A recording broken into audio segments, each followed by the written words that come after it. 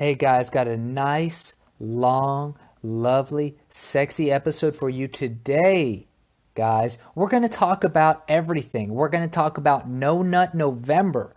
We're going to talk about the Groyper movement online and conservatives fighting each other. And we're going to talk about lost millennials wandering around. Why are the millennials wandering around so late in life? Is it late in life? You'll find out. Follow me at my website, tstuch.com, tstuch.com. Follow me on YouTube, Taylor space Stuch, Taylor space Stuch, Stuch. You can, what else can you do? You can follow me on Twitter, tstuch1. Follow me on Periscope, tstuch1. Email me at tayradio1@gmail.com. Thank you for listening. Enjoy the show.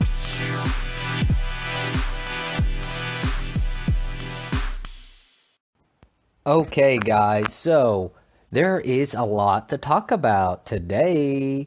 Has anyone heard of the new phenomenon known as No Nut November? Yes, you heard me right. No Nut November. No Nut November is a new phenomenon. Maybe it's been going on for like last year, the year before, but everybody's heard of No Shave November, where people don't shave for the month of November.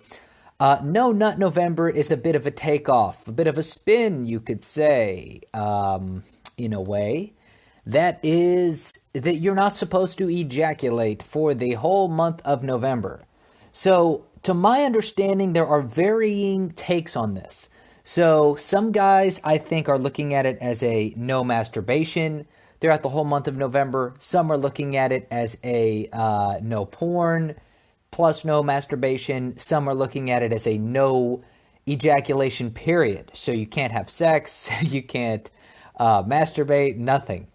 And this is really funny. So I think, so here's my take on it. First off, it's kind of funny that this is a thing, right? Right off the bat, it's funny. But the idea behind it is actually a credible idea. I enjoy it. So the reason, from what I have observed on the cultural lifeline, the cultural pipeline known as Twitter, the reason that this seems to have taken hold is there's been this underlying current in really in the culture, especially in the U.S., that young men are watching too much porn. There are groups on Reddit that are like guys trying to get together to stop watching porn, to stop jerking off so much. And over the last couple of years, I have heard a lot more around this topic. I have heard podcasts, I've read articles. A lot more people are talking about porn addiction. Now, I've heard people talk about it being outlawed and stuff. And of course, I think that is not good, just because I don't want to see stuff being outlawed so much. I think we have enough litigation. I think we have enough laws on the books. So to me, it's more of a cultural thing. We need to train ourselves out of it. So I've been hearing a lot about this stuff online. What do I think about it? So I think it's a good cause. I don't think that it's bad to jerk off. I don't think it's bad to watch porn. I think it's all about how much you're doing it. I think if somebody is watching porn 5 or 6 days a week, that's a problem. I'd say if you're watching it once a day, to be honest, I think that's a problem. I would say if you're watching it once a week, then that's probably better than once a day. And I would say if you could get it down further, that's even better. And from my own experience and people I've talked to, so from my own experience with porn is if you're looking at it too much, you use it as I have personally used it as what is it? A good way to look at it would be a retreat, right?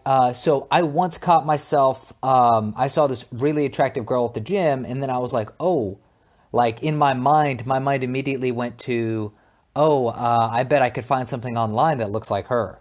And that was a eye-opening experience for myself.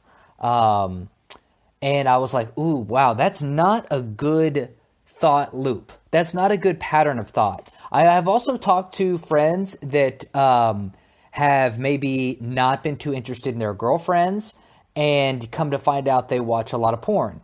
And it's like, oh, well, dude, like, just stop watching so much porn and you'll probably regain the fire, right? And we've actually heard about this before. Like, I've heard it on different podcasts. I've even read about it, about how a lot, like, guys get into a habit where they don't realize why they've lost attraction to certain people, or they're still attracted, but they are not as sexually active. And that seems to be a big reason why. So I totally can get behind the movement. I also think it makes men stronger and boys stronger.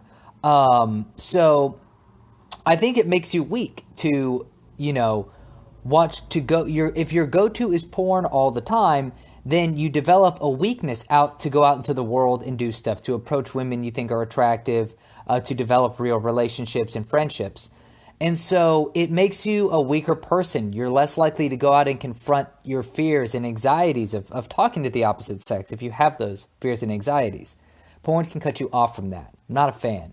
Now, what's funny is the cultural narrative is so fucked up that there was an article that came out, I think it was the Rolling Stone, talking about how No Nut November was like a far-right troll, not far-right troll, was like a far-right alt-right conspiracy thing. And they were trying to say that No Nut November was basically this bad thing from the alt-right. And somebody pointed out on Twitter, I think it was Paul Joseph Watson, and I totally agree with this. He was like, wow, the media cannot get, or they do not accept the fact that a group of men can get together and do something like this. And he actually noted that this is what they're scared of. And I would agree. I think we live in a very strange time right now where I don't know if this is emergent behavior. I don't know if this is conspiracy. But there is a hyper-feminized agenda that is 100% being pushed through the cultural pipes of the United States. We are all encouraged to be way too expressive of our feelings. And let me stop right there real quick. So when I say that is, I don't mean people shouldn't express the way they feel, but we're encouraging people to go too far. We're encouraging people, in my opinion, to go from, hey, I've got this real serious problem on my mind and I need to talk about it because it's like damaging to me to not talk about it, to like, oh, everybody just needs to feel, overly emotional all the time. And they talk about how, there's toxic masculinity and boys need to express themselves more. And I won't disagree that men obviously have emotions and we should be able to express those. But dude, let's also be frank. Nobody wants to hang around a guy that is bitching and moaning about the way he feels all the time, because part of the human experience is that we're kind of all in we suffer little things all the time, but we don't all need to hear about those things because we're all going through problems. And so for your regular day-to-day bullshit, just get through it, hammer through it, and then you can teach others how you got through that. But in my opinion, we're living in this strange time where every time you feel a certain way, you've got to go express it to the world, about how sad you are and depressed you are and how unworthy you felt. And it's actually kind of pathetic. There's a lack of ambition and drive and resilience in a lot of people now. And that, I think that that seems to be the cultural push. And so the fact that young guys can get together and say, listen, we are going to not become slaves to our sexual drive and the current technological environment, we're going to become men together, scares the radical left who has this shit going on where they're trying to hyper-feminize everybody. It's crazy. Anyway, let's go ahead and move on to another segment here. I'm going to talk about groypers. Have you guys heard about the groyper movement? I have just heard about it. Groyper is spelled Groyper. YPER. God damn. Groyper is Groyper. So, Groyper definition. I'm sorry. So, what is a Groyper? Knowyourmeme.com. We're going to check it out because I already know what it is. But so, Groyper refers to an exploitable illustration of Pepe the Frog resting his chin on interlinked hands, variations of which are commonly used as profile avatars among the alt-right and the new right on Twitter and the alternative social networking service WrongThink. The earliest known use of the word Groyper on 4chan was in a post submitted by user Big Dog Groyper to some board on February 20-something, 2015. Okay, so it's a variation of the Pepe meme. Oh, this is too funny. On July 28th, YouTuber Savikas uploaded a video titled Groypers Mesmerize You to Sleep. The Redditor Depressing Mindset, Depressing Midget, posted a variation of the Groyper. Okay, so there's a lot of stuff going on. So Groyper is a picture of a frog with a variation of the Pepe meme. Pepe the Frog was known, which is so ridiculous, but was known as an alt-right, radical right symbol during the election time. So Groyper is a evolution of that. So what's going on here? We want the Groyper War. Oh my gosh. Okay, so Groypers, I get such a kick out of this. What's going on is there is a shift or a rift breaking off in the conservatives or the Republicans. So there's a group called Turning Point USA. Turning Point USA is run by a guy named Charlie Kirk. It has historically been more known as a campus free speech organization, an organization that had Candace Owens on there, and so this is my view of it. So I'm not all into the whole mainstream Republican kind of deal, and I had just heard of Turning Point USA being a organization that tries to stand up for free speech on college campuses, that tries to promote conservative causes, stuff like that. It turns out Charlie Kirk, and I can't verify this part myself, but apparently he has been promoting what some people call an LGBTQ agenda, and is an advocate of open borders. So here is the first part. The reason that people have a problem with the promotion of LGBTQ agenda. This is what I see. I'm not saying this is the case, but this is what I see, is that while many people don't have a problem with people being LGBTQ, I think what they're trying to do is say that this guy, Charlie Kirk in TPUSA, are pushing that kind of agenda. So they're like pushing for, I don't know. I don't know if they're pushing for acceptance or what. Personally, my view on the LGBTQ thing is I don't give a shit what letter of the alphabet you are, but I'm not going to have to be forced to say your fucking pronoun and get over yourself. That's pretty much my thing. Like, do whatever the fuck you want in the privacy of your own home, but you just aren't going to take your super minority view and opinion and enforce it on the rest of society to cripple us from being able to communicate with each other. I'm not playing that motherfucking game. So that's my situation. And I think that this guy, Nick... Okay, so then there's the other situation with open borders.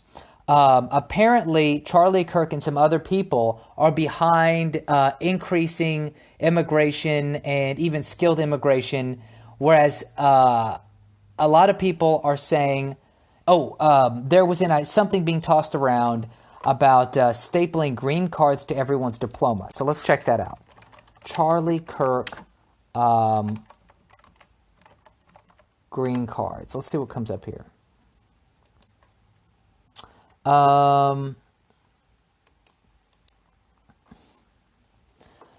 Charlie Kirk on Charlie Kirk on immigration. Let's see what that brings up. So, what I heard a thing from, I don't really listen to Michelle Malkin, but I heard her say that,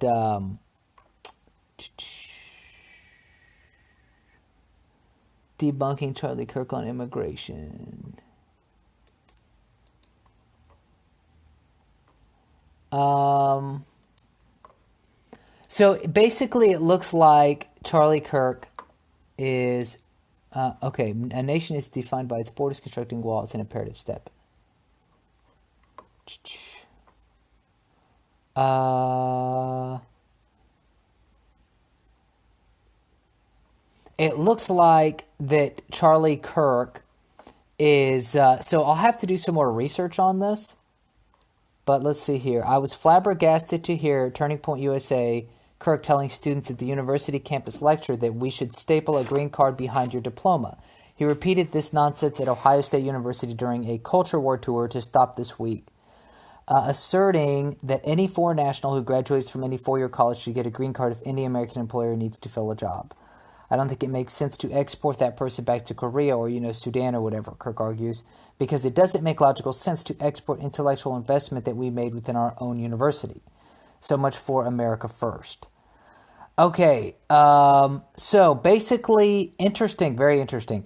So Michelle Malkin writes in the Tennessee Star that Charlie Kirk is behind an idea about giving some kind of citizenship status or residency status to people who automatically graduate from universities. So I think one of, and I'll agree with this with Michelle Malkin. She points out in an interview I heard that the problem with that is there's no limit. So basically, as long as enough illegal immigrants can get into universities, then it's a legitimate way for them to become workers in the United States. So I've mentioned the LGBTQ stuff and the immigration stuff. Basically, there's a guy on the right named Nicholas J. Fuentes who is tearing this shit up. So if you want to hear more, we will be right back after these messages from my one fantastic sponsor. Hey guys, have you heard about Anchor? You probably have. In fact, you may have heard about it just before you're hearing about it now. But I want to tell you guys, I have been using Anchor to make my podcast for a little while now, and I really like it. They have lots of different things we can do. So what is it exactly? What do they provide? Well, for one, obviously it's free. They have a creation tool that allows you to record and edit your podcast right from your phone or computer. I've had to use this multiple times. You make a podcast, you want to edit some stuff out, you can use their tool directly from the app or in the computer. And Anchor will distribute your podcast for you, so it can be heard on Spotify, Apple Podcasts, and many other platforms. This is one of the best things that I like about Anchor, is that they automatically distribute your podcast to different platforms all over the internet. So download the free Anchor app or go to anchor.fm to get started. Okay, so Nick J. Fuentes, I'll tell you what, this guy is fucking wild. I've listened to a couple snippets of him talking on his show, and I'll tell you what, this dude, he's a young dude, he's 25 years old, but he is very, very, very wound up. Hey, but you know what? He's passionate. He believes in America First. He has a show, I guess, called America First Online, and he is pushing this Groyper movement. So let's bring this full circle. The Groyper movement is a group of people who consider themselves America First, and they are basically taking it to what they call more of the establishment Republicans who are not doing what they think needs to be done. So this guy, Nick J. Fuentes, believes that what Charlie Kirk and TPS USA stand for are not what Donald Trump should be doing, and they're not what conservatives should stand for. So they believe in tighter controls on immigration. They don't believe in pushing any of the LGBTQ agenda, whatever that means. I'm not quite sure exactly what that means. I'm not quite sure exactly how TPUSA pushes that agenda forward. The other thing that they say, oh, by the way, so this is a big thing. This has been breaking on Twitter. There was a big event at a university, and maybe it was San Francisco, where it was Charlie Kirk, and it was Donald Trump Jr. and his girlfriend. His girlfriend is, what's her name, on the Fox News channel? Kimberly Guilfoyle. Hot Kimberly, sexy Kimberly Guilfoyle. Actually, I don't. Okay, she's got a good bod. I'll give you that. So first off, I watched the video, and these groypers who are called themselves America First, they believe that Charlie Kirk is infiltrating and destroying the conservative movement and preventing Trump from doing what he said he would do. They infiltrated this talk by Donald Trump Jr. and Charlie Kirk, and they started shouting they wanted Q&A. Basically, it's been coming out that when Charlie Kirk is being confronted by large amounts of other conservatives, young conservatives, who want to do Q&A, tough Q&A, not easy Q&A, but tough Q&A, he's been shutting it down. I watched a brief couple things last week where people were asking about Israel. And basically the problem that the America First people have with Israel is not Israel itself. They just have a problem with politicians who are more concerned with Israel than they are concerned with America. I actually understand that, and there's probably some things I can get behind on, but I don't know enough about it yet. So at a previous gathering last week, it made some waves on the internet where some groypers were asking Charlie Kirk and a guy named Dan Crenshaw tough questions on Israel. And then this week, yesterday, the groypers infiltrated a group with Charlie Kirk and Donald Trump Jr., and they were shouting that they wanted Q&A because they wanted to ask tough questions to Charlie, tough questions to Trump Jr. about probably things like immigration, Israel, LGBTQ, things like that. And Charlie Kirk has been refusing to deal with the Q&A situation. He doesn't want to have the Q&A. I think he shut it down yesterday. And this is really kind of blowing up right now on the right. And I think it's fascinating, absolutely fascinating. So Mike Cernovich believes that Charlie Kirk is a good leader. And this is throwing a lot of people off. A lot of people are pissed off at Kirk. A lot of people are like, who's this Nick fucking Fuentes guy? And so there's a lot of shit happening. And what I find interesting is this is the kind of way I look at it, is assuming Charlie Kirk stands behind what he said about immigration and his stance on Israel and everything. I do agree that if he wants to align himself with an America First agenda, which is what he wants to do, he does have to confront those questions. That being said, to talk about Cernovich's opinion of him, I agree that Charlie Kirk is a good leader in the sense that he has created an organization and is leading the organization and he's out in front. So I think a lot of people are not giving him the credit there. He's out in front of the organization. He's the face of it. He's putting himself on the line. That being said, him shutting down Q&As because he doesn't want to answer questions, it has nothing to do with free speech, which people are trying to say, which is stupid, but it is antithetical to open dialogue. It's antithetical to open debate. So there's that. He's not allowing debate. He's not allowing dialogue, but he's also not deplatforming and kicking people out either, for what I've seen. So the people that are the groypers do need to understand that. And this is a super interesting development going on the right, and I am going to be fascinated to see how it continues. This guy, Nick J. Fuentes, is going to be coming up more often for a little while. I don't know how much longer he'll be in the news. I don't know how much longer he'll be allowed to be on the internet, to be honest. He seems a little radical. I don't necessarily think he's radical, but in the current day and age, the Overton window of what's considered acceptable dialogue, he does not fall within that window. And so I'd say we'd probably be looking for him to get banned pretty soon, though I don't think he should. So that's my opinion on that. Next, let's talk about millennials, man. Let's talk about millennials and where we're at in life. Okay, so I was driving around this weekend, and I had a thought. So I've noticed that there's a lot of millennials, people my age, 27, 28, 29, 30, 31, 32, 26, 25. And, do I need to label off everything here? And a lot of people are feeling extremely confused about what they should do. I mean, I'm watching Gary V videos where people are like, Gary, what do I do, Gary? I'm watching, there's this huge mass following of people that are giving people direction now. And I have so many opinions on this. But for one, as I have heard this before, I've heard Teal talk about it, I've thought about it myself, I've heard other people discuss it. The society has changed a lot, and the traditional ways of us moving forward have changed. I've already said this, I've talked about this a lot.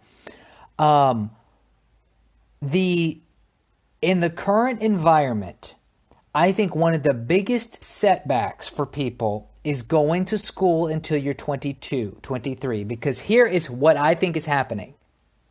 I think what's happening is people are going to school from middle school, high school, college. Then they're coming out of college and they're realizing that they just wasted like probably all of their high school and college careers studying a lot of shit that is just really has no basis in reality. Okay, don't get me wrong. I think some of the shit's interesting, and I'm not against people studying, certain types of history or literature. I think all of that's great, but there's too much emphasis on spending too much time in school. And what I think is happening is that we are graduating at 22, 23, and then we are beginning our process of true learning after we graduate. And what I mean by that is then we go into the real world and we get a job. And then we go, a year or two later, people are like, well, fuck, this really sucks. There's got to be something better out there for me in my life. Then what happens is you're 24, you're 25 years old, and you just start embarking on a new way of life. So this happened to me. This happens. I mean, I see this. There's a couple people online I follow that this is happening to. I watch, people on Gary V, young people talking about how old they are and they don't know what to do. This is a big thing with Gary V. He's constantly answering questions like this from people around my age group that are like, dude, I don't know what to do, Gary. I don't know what to do. And it's like, dude, no shit, you don't know what to do. Because you were basically spoon-fed a bunch of bullshit metrics to get you through middle school, high school, and college.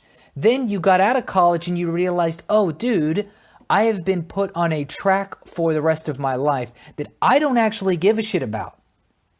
I don't care about working for this guy for the rest of my life, but I haven't experienced anything else. And I haven't built up enough of a skill set in the real world to be able to create something that gives value, or to create a business, or to offer something to a mentor, or, a business mentor or something like that. So I believe one reason that so many millennials are wandering around with their heads, looking like their heads are up their asses, is because we are having to find a new pathway forward after being spoon-fed a way forward that doesn't work. Basically, it's kind of like getting on a train track, which would be like high school, middle school, college. You get on that train track and you're going along and you're told, okay, after we get through this track, which is through college or high school, then you'll be able to tick all these other tracks. Well, what's happened in the internet age is you get through the tracks of high school and college, and you find that there's been a whole shit ton of dislocation. So a lot of the old tracks are no longer there. A lot of the new tracks are going to be going to directions that you don't want to go, and or the directions will change, and or the tracks will change. And so we're in this very fluid state, in my opinion, right now compared to maybe my parents. The economy is in a very fluid, volatile state. So technology is moving very fast. People are switching jobs more than they have in the past. People aren't confident in Social Security and things like that anymore. And the new economy, the new economic structure doesn't match the educational institutions that are supposed to get us ready for the economic structure. So what's happening is that some people are kind of force fitting themselves into certain economic situations that work, even though they hate it. Some people are legitimately finding exactly what they want in careers. There are some people, and then there's a large group of people that I think are legitimately like, I don't like what I'm doing, and they're just wandering. But they're wandering with purpose to a degree. Some are wandering without purpose, but they're trying to find what do they enjoy doing for the rest of their life, or what do they want to pursue? What path do they want to pursue? Here's the thing, is that we are waiting until we turn 23 or 24 to start the process. And in my opinion, this is going to help explain one reason why people are waiting to get married later, while we are getting houses later, why everything's being pushed off. Because it's not just debt. Debt is a problem, but I think it's also a problem of experience. Because if you have 20 grand of debt, that sucks. 25 grand of debt, that sucks. But if you have a hardcore vision of where you want to go and you're getting to that vision, then you're not going to feel like you can't take certain risks, right? Like, yeah, I'll date this girl. Maybe we'll get married because I know where I'm going, right? But if you don't know where you're going, it's going to be tough to say, I'm going to buy a house when maybe you want to move across the country, but you're not sure, right? So there are a lot of uncertainties in the marketplace, in the economy. And I think that part of the problem with millennials right now is we've spent not enough time learning about the world. And I don't know the best way to fix that. I feel like a good way to fix it would be maybe reduce school time every day, and everybody needs to start working. We need to have some kind of maybe apprenticeship programs for high schoolers, entrepreneurship programs. Basically, I just feel like we need to cut down the amount of school time, yeah, or maybe in school, when people are in school, we need to cut down the amount of structured learning time and allow a certain amount of unstructured learning time, right? Whether it be like, hey, you can code, you can spend these next 2 hours reading whatever you want. It can be online, it can be whatever.